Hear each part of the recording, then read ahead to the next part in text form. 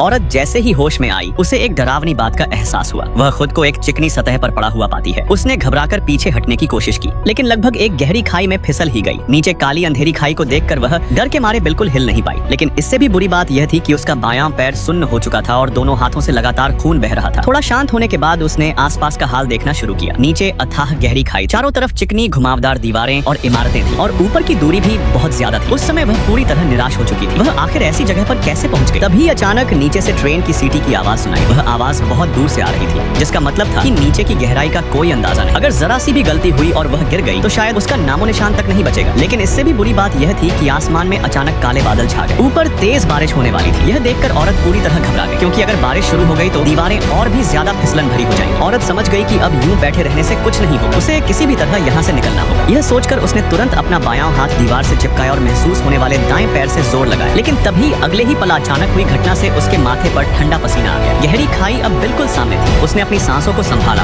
और फिर हिलने की भी हिम्मत नहीं की। लेकिन इस समय आसमान भी धीरे धीरे अंधेरा होने लगा था। उसके पास अब बहुत कम समय बचा था।